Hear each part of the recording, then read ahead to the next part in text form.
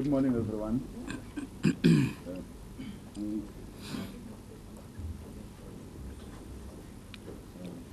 We thank you. Thanks, Amin, for coming in.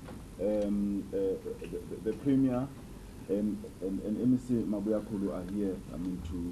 To address us. We'll start off with the Premier making a statement. Then we'll engage on the questions that are. Well, thank you very much, Tammy, and thank you very much, ladies and gentlemen. We firstly have to express our appreciations to all of you for the quick response after we took the decision to have this press briefing late last night. Firstly, we want to take this opportunity to express our appreciations for support of yesterday's peace march in Durban, and thank all those who attended, particularly our people from eThekwini and the surrounding areas, but also express our appreciations to various sectors that attended. One, the religious leadership of our province, who turned up in their numbers and supported the march and the call for peace in our province. We also want to thank the business fraternity for doing the same. Indeed, we felt warmer in their presence, but also in attendance was the cultural sector in the form of various artists who honored us by their presence, some from cities outside KwaZulu-Natal, like Johannesburg, like PE. We thank in particular also the members of the legislature, particularly the Speaker of the legislature who attended. But we also thank our foreign nationals based in KwaZulu-Natal who were able to make it together with us in the march through the streets of eThekwini. The main purpose of the march yesterday was indeed to demonstrate to KwaZulu-Natal, to South Africa, to all the people in Africa, particularly those countries that have their nationals who are based here in KwaZulu-Natal, and to the world as a whole, that the majority of people in KwaZulu-Natal reject any form of attacks to foreign nationals, but also to demonstrate their willingness to abide by the law and maintain peace in our province. It was also to demonstrate that they are against looting of shops belonging to foreign nationals. But it was also to allow them, even if we didn't do it formally, a way to express their own feelings about the presence of this number of foreign nationals in our province. Indeed, there are a number of concerns that we picked up, especially when we took a walkabout in KwaMashu and another walkabout in Spingo on Wednesday. They ranged from local nationals raising concerns about what they call unfair competition in business in townships. And they also raised their feelings about them feeling disrespected or not respected enough by some of the foreign nationals. They also cited the involvement of some foreign nationals in various criminal activities. Now, these are some of the things that they spoke about. These problems and these concerns from our people in the province are regarded and taken by us as leadership of government very, very seriously. That is why we have now appointed a team led by Navi Pillay, former judge of the United Nations, and a team of 7 other people who are going to be working for the next 12 months, consulting with the people so that we don't recklessly run into any action without thorough investigations in terms of how we should deal with the whole matter of the presence of foreign nationals. They will advise us as government of the province in terms of how best we can deal with the situation.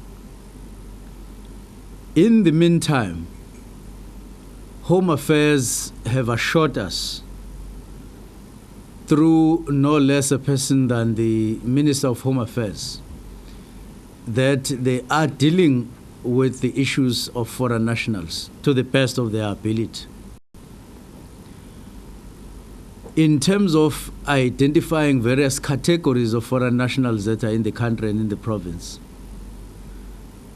particularly those who may be here illegally and those who are opting or who are voluntarily wanting to go back to their homes, so that whatever action that we embark on is governed by law and the framework of all international codes of which South Africa is a member. However, that does not mean that all of a sudden South Africa must act without all those codes and outside our own legal framework as a country. That is why we therefore are condemning the killings that have taken place in our province. That is why we condemn the attacks on foreign nationals, but also condemn any attack on our people who are local nationals. And we are discouraging foreign nationals from arming themselves and demonstrating their willingness, so to speak, or in terms of express statements that where they create an impression that they want some parts of eThekwini to be no-go areas like Point Road.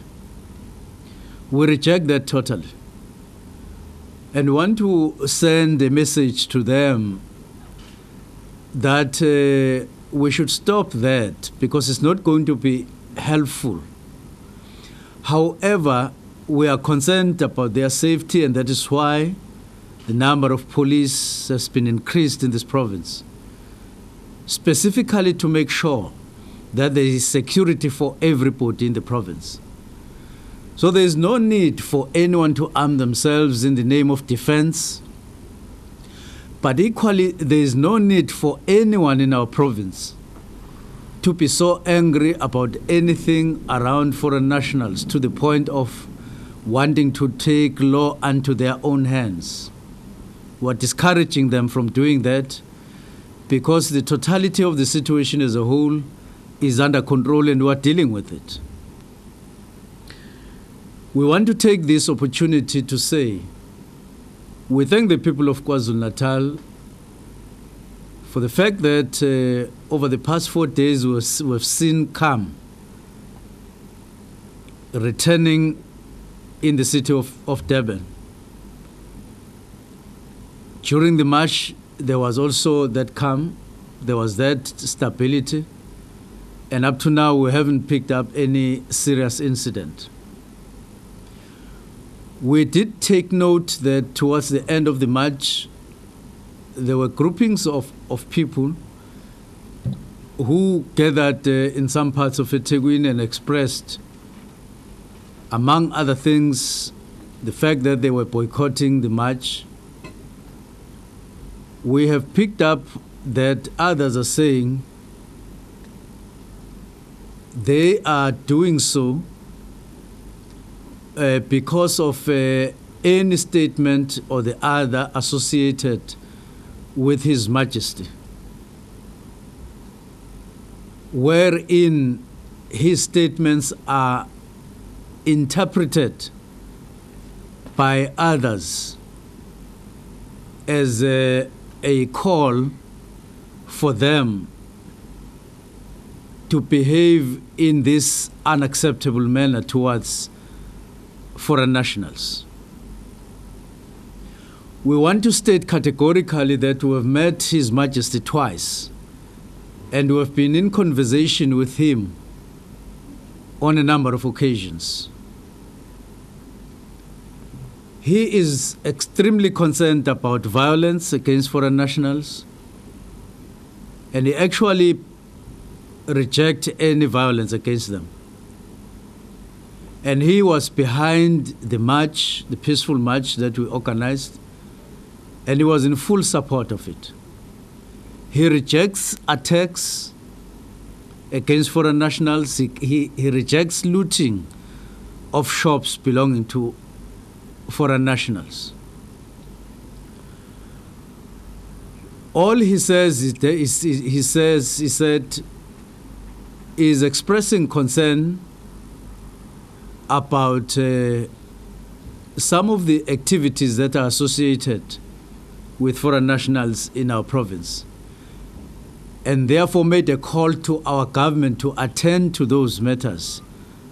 Hence the meeting between Minister Malusi Gigaba and His Majesty on Monday night to address those issues which His Majesty is concerned about.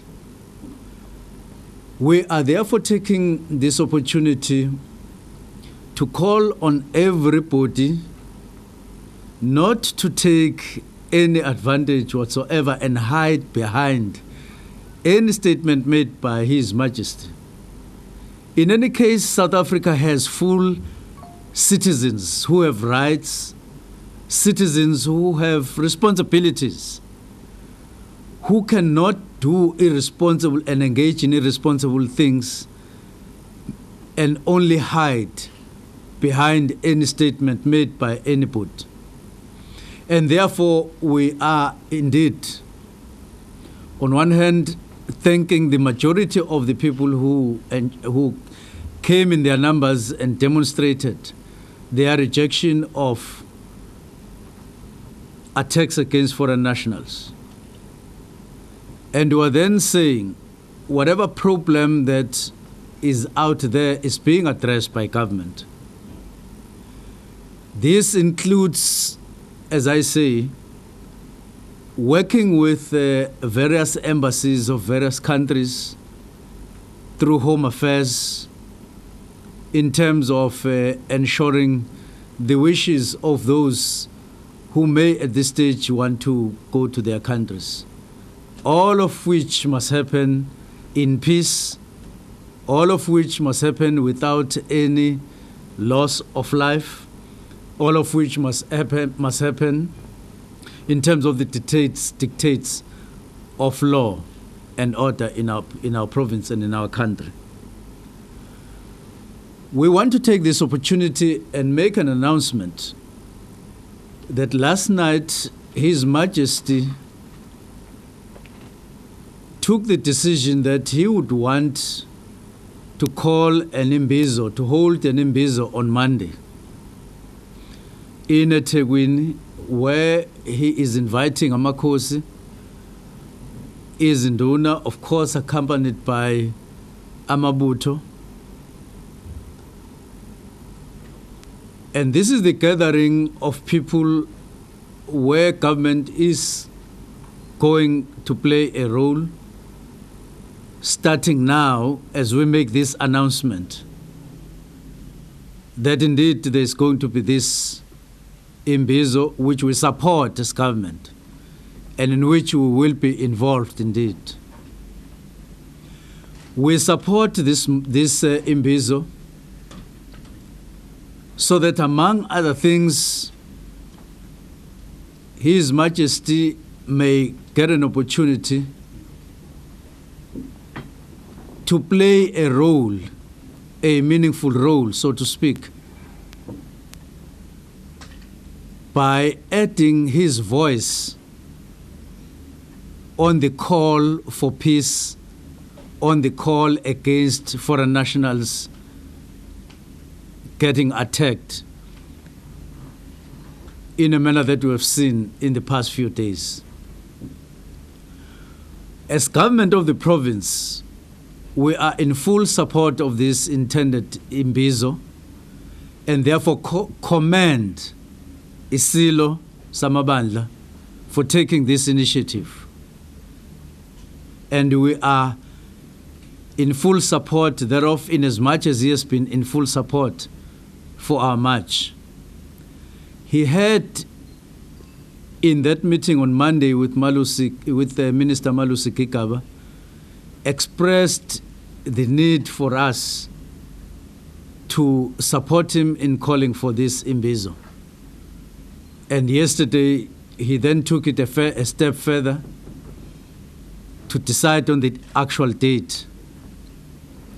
MEC Mabuyakulu, as acting MEC for COCTA, is going to take the lead in organizing this imbizo, which we think will be in one of the stadia in KwaZulu-Natal, in eThekwini, possibly Caris Fountain, which is what we are looking at the moment. But MEC Mabuyakulu, with the team from His Majesty, will then make final announcements as far as logistics are concerned. And we are calling on Amakosi to cooperate with the Silo and indeed turn up in their numbers so that we can then all of us hit this particular call and make whatever contribution we can in returning the situation to normality in our province and in our country. And finally, we do want to emphasize our call for all the people of KwaZulu-Natal and South Africa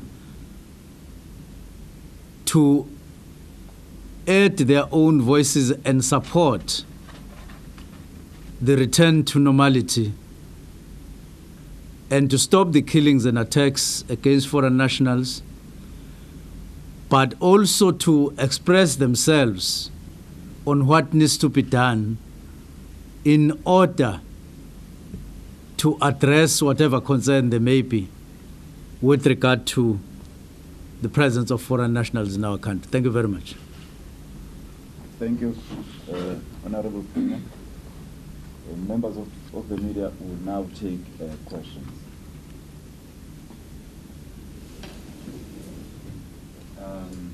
Premier, Louis Blosse from eNCA. Can I ask you your thoughts about what exactly is the cause of the attacks against foreigners? And if it is, like many have suggested, criminality, why now specifically? Why now?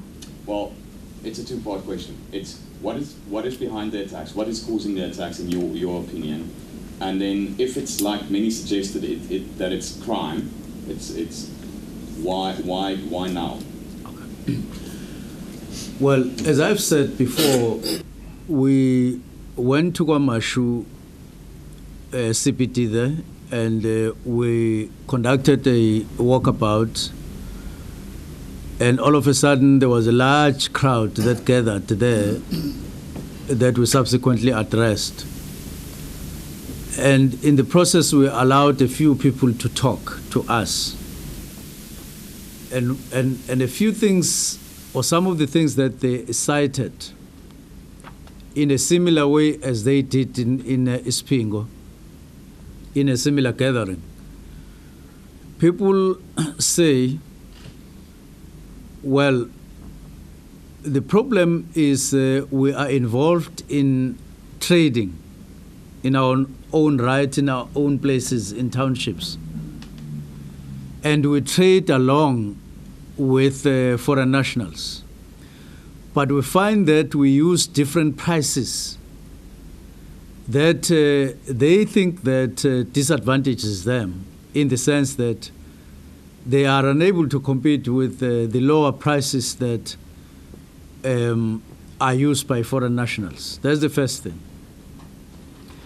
The second thing is that they are saying, no, but they must respect us. They don't respect us. That is what they are saying.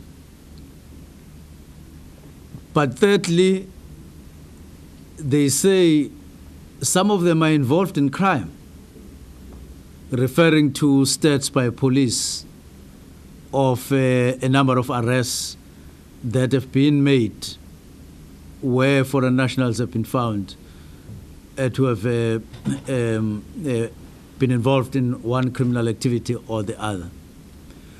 Now, we haven't conducted, as I say, any scientific research or credible research that would be embraced by all of us as representing the truth as far as the root causes are concerned. There is also a general feeling that there seem to be many foreign nationals in this province or in this country, and as if encouraged by government in one way or the other, which is absolutely not true.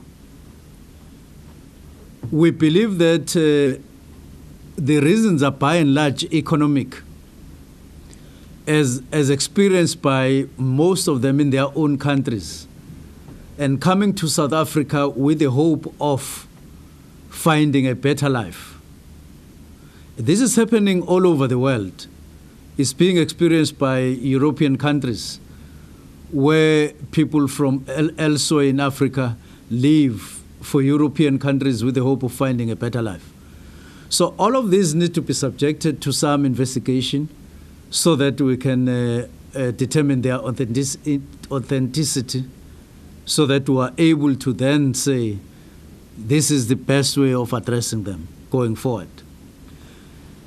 Yes, there is an element of criminality in the whole of that is accompanying the attacks against foreign nationals, because particularly when their shops are targeted, we have seen people looting shops.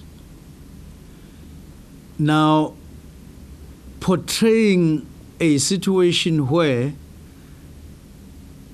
it looks like the intention behind the attacks against shops owned by foreign nationals is to loot.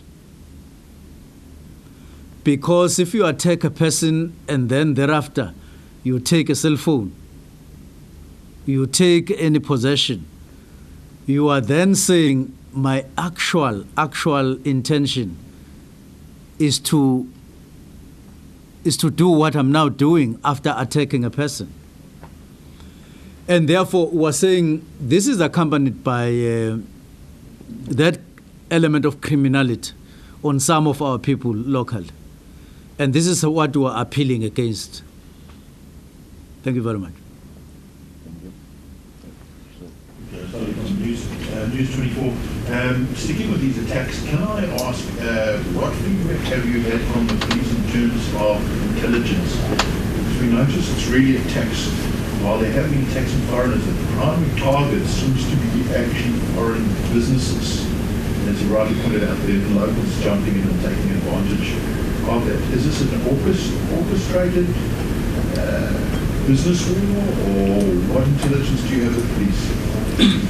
You know, is it an orchestrated, or is it random, or what do you?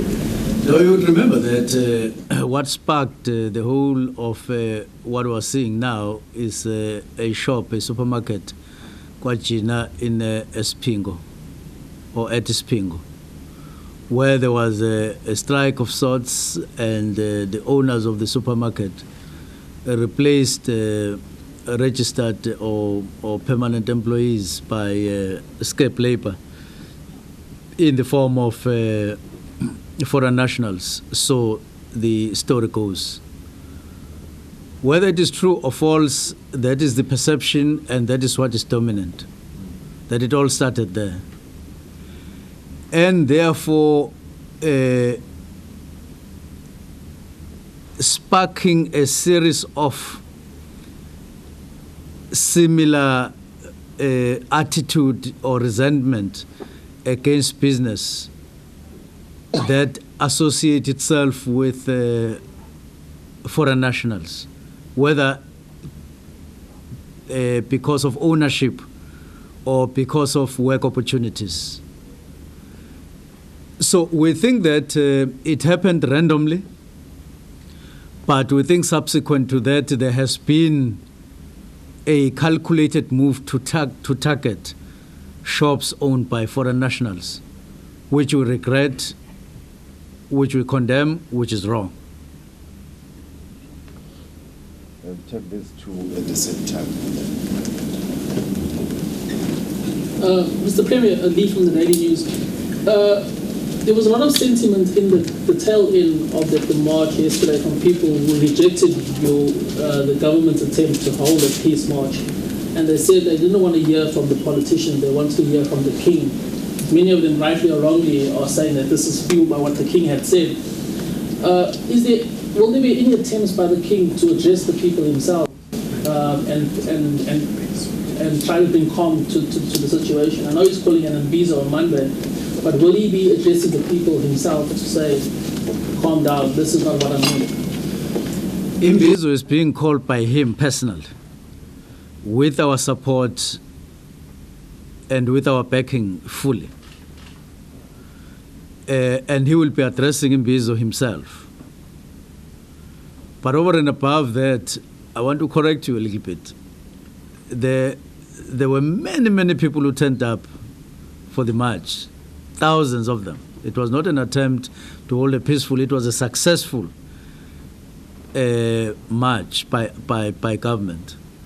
There were people who, in my view, were far less than those who attended, who made this kind of statements that you are saying they made. And want to say that we are hoping and acting on the basis that now that His Majesty has called this imbizo, all those people who said they are boycotting our march because of prior statements by His Majesty, they will now heed the call by His Majesty to attend imbizo, and any call beyond what he has already made, where he has rejected any form of violence, any attacks against foreign nationals. So they will then heed a statement made by him personally, and we'll take things from there. It is really our sincere hope that once they hear that section of people who want to hear himself making a statement directly, they will then be able to heed it. My question was just in line with what you were saying. In fact, it was the same, but I wanted to find out, are you planning to have, for example, the walkabouts that you were having in Mchunu with the king himself, bringing him on the ground? We hear the issue of the imbizo, but will he be on the ground addressing those people on the ground about these issues? Because what we're getting on the ground is that most people want to hear from him directly. Let's take this one as well. So I hear what you're saying, that he's calling them imbizo, but would it not be easier to get the message, for the king to get the message out, a press conference that's being broadcast live, radioed live, straight off with the King himself. Because so far, I hear what you say with this calls he's made, but from what unless my colleagues correct me, I've only heard his spokesman saying that the King is against it. But I've not actually seen a broadcast of the King saying it. Would that not be a better way so that it enters every home through Corsi FM or any other radio station that he says, listen, what I said does not mean attack foreigners. Surely that would be the most immediate and quick way. We now have to wait until Monday before we possibly hear the voice of the King himself. Well, I do understand very well that the King is considering that sometime long before Monday. It could be today, it could be any other time before Monday. Definitely that is what the King is considering. Once that has been done, we will be alerted and we will alert you. On the issue of possibility of a walkabout, we haven't considered that. Of course, because it's not normal that there would such a walkabout. Safe to say that when we did our own walkabout, it's people understand that any form of violence perpetrated against foreign nationals may affect them in one way or the other, and therefore they don't go along. But there's a section of people that need to hear the King himself addressing this matter, which is happening on Monday now. But on issues affecting business, MSC Mabuyakulu may want to say one or two things. Sorry. Well, maybe the only thing we want to say is that we had an opportunity on Wednesday to meet with the local business people here, and we were able to put the 6 interventions that we announced on Wednesday afternoon. And those interventions are not only applicable within the Durban Metro and the surroundings, but these are interventions that are applicable throughout the province of KwaZulu-Natal. We have indeed, as the Premier has indicated, understood some of the key issues that are affecting our people, particularly your traders that are in the township as well as in the villages and the rural areas. And indeed, we have understood this, not now. We made an announcement around some of these when we presented our budget policy speech in July last year. And we've been working on these interventions for the last few months. That is why it was possible on Wednesday to actually announce the type of work that we've been doing, because our interventions have not been, in a way, occasioned by the recent attacks on foreign nationals. It has been a matter that ourselves, through the work that we are doing with a number of business organizations and chambers, we have been privy to some of the difficulties and the challenges that people were raising. And hence, therefore, we are in the process of organizing those into an association of traders. That is why we have been announcing the issue of establishing warehouses throughout the province of KwaZulu-Natal in each and every district as a starting point, but eventually ensuring that in each municipality there are warehouses that will be owned by this association of traders. We have also indicated that we are in the process of establishing a business academy which will provide support and training to our people. And we're working in partnership with the Department of Small Business Development at national level, together with a number of other organizations, including the Wholesale and Retail SITA, amongst others, and that we have set aside an amount of money that will actually see us establishing 11 training centers across the district of KwaZulu-Natal. We have also announced that we are reviewing the Businesses Act, and that we have tightened the mechanism around the issuing of business licenses and business permits, We had a workshop on the 17th of February, even before we had these type of incidents, where we did reach an understanding with municipalities, as well as with the business organizations across KwaZulu-Natal about the need for all of us to be able to ensure that both South African citizens as well as foreign nationals, that those who are trading in all of our areas in KwaZulu-Natal, they should either trade under a business license, and in certain instances where it is applicable, they should be issued with business permits so that they are able, or trading permits, so they're able to trade. And we are in the process of finalizing and amending the Businesses Act to be able to close the gaps in the system in the existing legislative environment. And we also announced the support for micro businesses through the Small Business Development Agents Enterprise of KwaZulu-Natal, as well as Itala, and in this regard, we have announced that an amount of about 300 million rand has been set aside for this. And finally, we have also said that there are issues that are affecting our people with regard to the issue of procurement. And the province of KwaZulu-Natal has set up its own target around 70% that should actually be geared towards small and emerging businesses. And in this instance, we really are firming up the proposals with regard to the set-asides. And the provincial government is going to be hosting the procurement indaba on the 28th and the 29th of May of this year. And again, we'll be taking and tabling at that procurement indaba some of the proposals that are all aimed at ensuring that we empower more of our small businesses, but also that we empower more of South Africans to also participate in the mainstream of the economy. So I think from where we are situated, we really have got a suite of interventions that we believe as the provincial government is going to go a long way in addressing some of the genuine concerns that our people have expressed with us. Let's take that as the last one and then we'll close. Okay, my name is Wuskumal from SABC News. On the imbizo question, I'd like to know if that call was just for made by the king, or was he persuaded perhaps by government?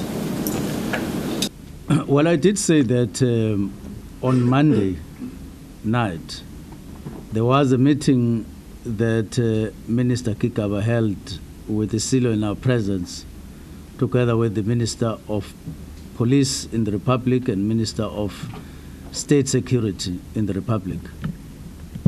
The meeting was initiated by Minister Kikaba following some of the statements by His Majesty, where he expressed a concern about the manner in which government is handling some matters regarding foreign nationals.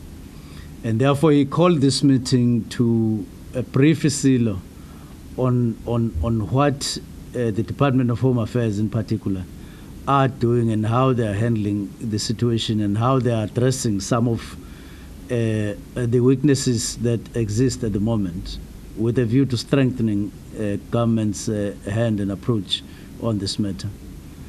And in the process of the meeting, he did express, His Majesty did express the need to me in particular to hold this type of a meeting with Amakosi, so that there could be that could be yet another platform to talk about the need for peace and make a call against attacks against foreign nationals and any other criminality. In other words, ukuyokhuza isimo ukuthi sibuyele kwesiyiso okufanele sibe yiso. So that is what he said. And then yesterday, so we didn't decide on any date. We merely agreed in principle on Monday.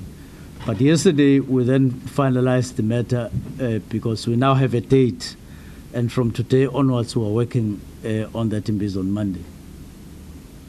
Thank you. Thank you very much.